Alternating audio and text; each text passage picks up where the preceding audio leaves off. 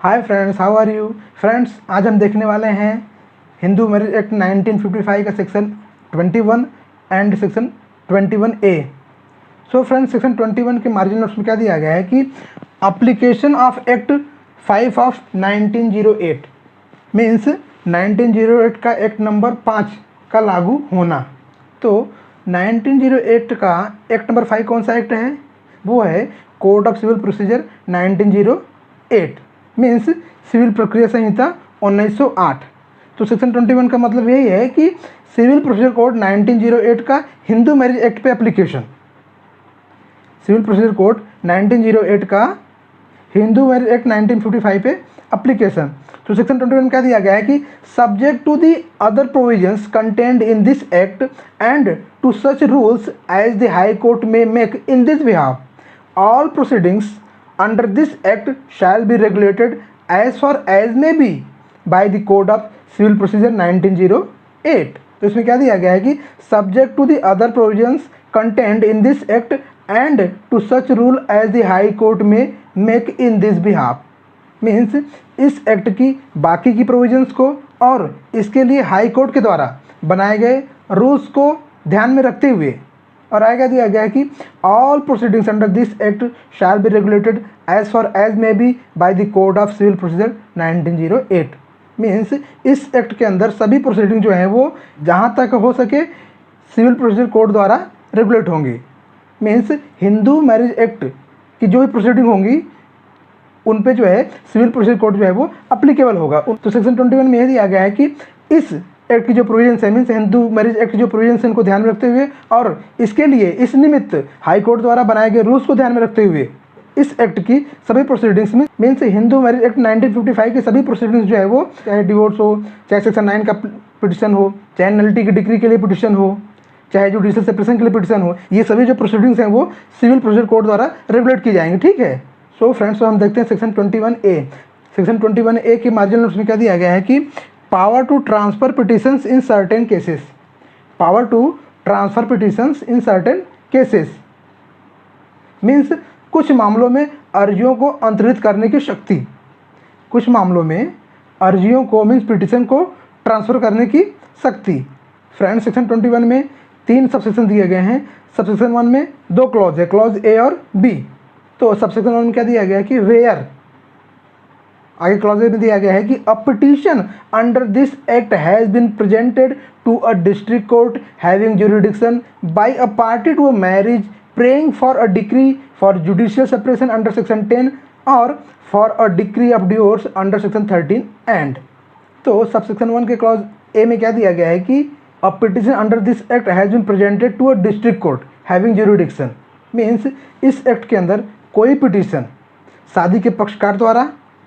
Hindu marriage act के section 10 के तहत जुडिशियल सेपरेशन के लिए या फिर हिंदू मैरिज एक्ट के सेक्शन 13 के तहत डिवोर्स की डिक्री के लिए डिस्ट्रिक्ट कोर्ट में दाखिल किया जाता है।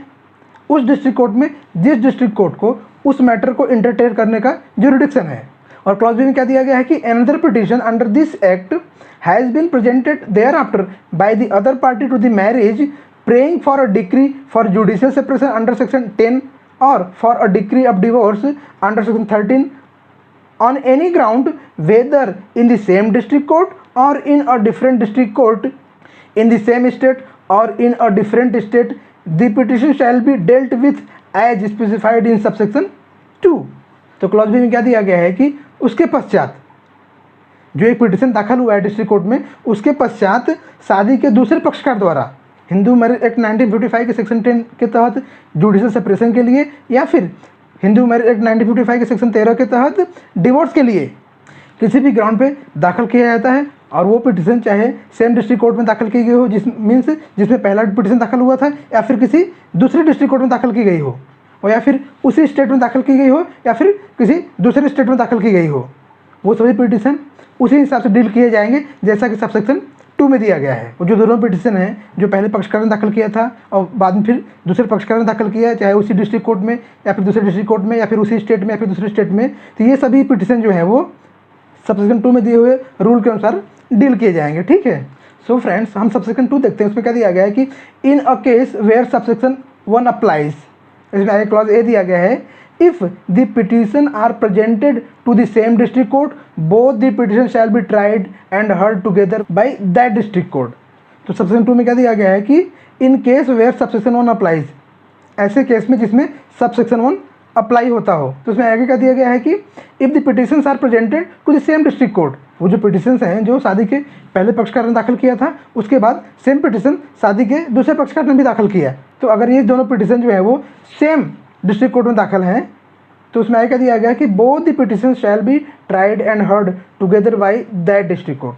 तो दोनों पिटिशन का ट्रायल और सुनवाई एक साथ में उसी डिस्ट्रिक्ट कोर्ट द्वारा की जाएगी। ठीक है, तो क्लॉज ए में यही दिया गया है कि अगर दोनों पिटिशन जो है वो एक ही डिस्ट्रिक्ट कोर्ट में है तो दोनों पिटिशन की सुनवाई जो है उसी डिस्ट्रिक्ट कोर्ट द्वारा एक साथ में की जाएगी। ठीक है, और क्लॉज बी में क्या दिया गया है कि if the petitions are presented to different district court, the petition presented later shall be transferred to the district court in which the earlier petition was presented and both the petitions shall be heard and disposed of together by the district court in which the earlier petition was presented. तो clause B में क्या दिया गया है कि if the petitions are presented to different district court, अगर जो दोनों पिटिशंस हैं वो अलग अलग डिस्ट्रिक्ट कोर्ट में प्रेजेंट किए गए हैं, अलग अलग डिस्ट्रिक्ट कोर्ट में फाइल किए गए हैं, मीन्स शादी के एक पक्षकार ने एक डिस्ट्रिक्ट कोर्ट में फाइल किया है और दूसरे पक्षकार ने दूसरे डिस्ट्रिक्ट कोर्ट में फाइल किया है, तो उसमें क्या दिया गया है कि the petition presented later shall be transfer to the district court in which earlier petition was presented, तो इसमें क्या दिया गया है कि वह पिटिशन जो बाद में दाखिल किया गया है वह उस डिस्ट्रिक्ट कोर्ट को ट्रांसफर कर दिया जाएगा जिस डिस्ट्रिक्ट कोर्ट में पहला पिटिशन दाखिल है, और उसमें क्या दिया गया है कि and both the petition shall be heard and disposed of together by the district court in which the earlier petition was presented,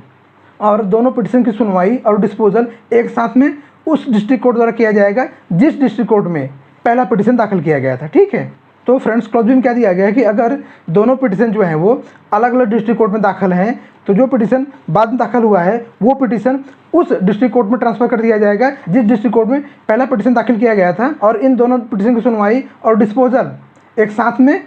उस डिस्ट्रिक्ट कोर्ट द्वारा किया जाएगा जिस डिस्ट्रिक्ट कोर्ट में पहले पिटिशन प्रेजेंट किया गया था, मीन्स जिस डिस्ट्रिक्ट कोर्ट में पहले पिटिशन दाखिल हुआ था। ठीक है, सो फ्रेंड्स हम सबसेक्शन 3 देखते हैं, उसमें क्या दिया गया है कि in a case where clause B of subsection 2 applies the court और the government of the case may be competent under the code of civil procedure 1908 to transfer any suit और proceedings from a district court in which the later petition has been presented to the district court in which the earlier petition is pending shall exercise its power to transfer such later petition as if it had been empowered so to do under this code. So friends subsection 3 में क्या दिया गया है कि ऐसे case में जहाँ पे सबसेक्शन 2 का क्लॉज बी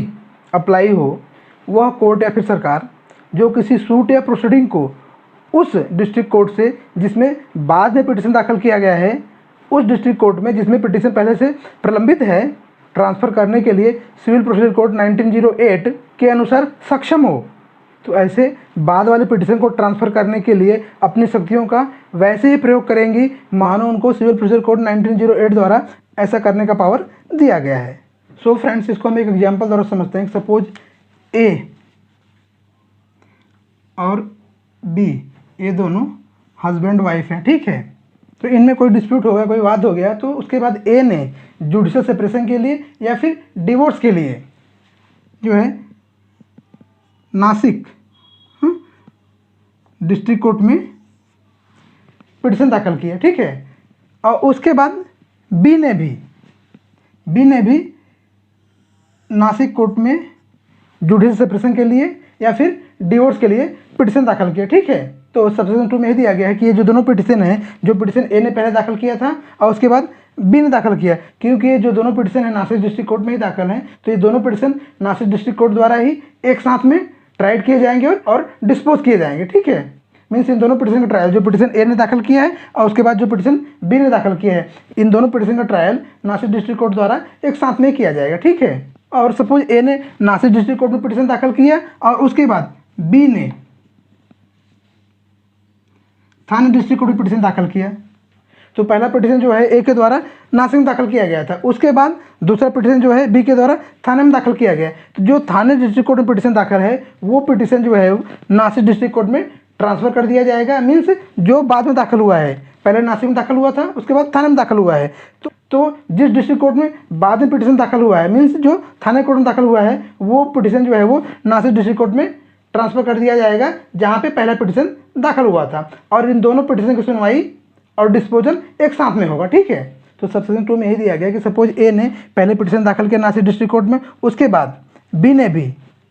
उसी चीज़ के नासिक डिस्ट्रिक्ट कोर्ट में पिटिशन दाखिल किए, तो वो दोनों पिटिशन जो है वो नासिक डिस्ट्रिक्ट कोर्ट द्वारा साथ में ट्राइड किए जाएंगे। और सपोज ए ने पहले पिटिशन दाखिल किया नासिक डिस्ट्रिक्ट कोर्ट में, उसके बाद बी ने थाने डिस्ट्रिक्ट कोर्ट में पिटिशन दाखिल किया, तो जो पिटिशन बाद में दाखिल हुआ है,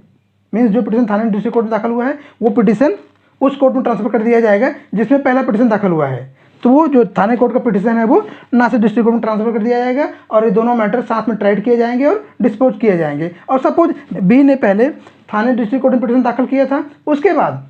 ए ने नासिक डिस्ट्रिक्ट कोर्ट में पिटिशन दाखिल किया, तो जो नासिक डिस्ट्रिक्ट कोर्ट का पिटिशन है वो थाने डिस्ट्रिक्ट कोर्ट में ट्रांसफर कर दिया जाएगा, क्योंकि पहले थाने डिस्ट्रिक्ट कोर्ट में पिटिशन दाखिल हुआ था। तो जो बाद का पिटिशन है, मीन्स जो नासिक डिस्ट्रिक्ट कोर्ट में बाद दाखिल किया गया ए के द्वारा, वो पिटिशन थाने डिस्ट्रिक्ट कोर्ट में ट्रांसफर कर दिया जाएगा, और दोनों पिटिशन की सुनवाई एक साथ में होगी, और दोनों पिटिशन जो है वो एक साथ में डिस्पोज किए जाएंगे। ठीक है, दिया गया है सेक्शन 21A के सबसेक्शन 2 में। सो फ्रेंड्स, आज के लिए बस इतना ही। हम फिर मिलेंगे अगले लेक्चर में हिंदू मैरिज एक्ट 1955 के एक नए प्रोविजन के साथ। तब तक के लिए नमस्कार।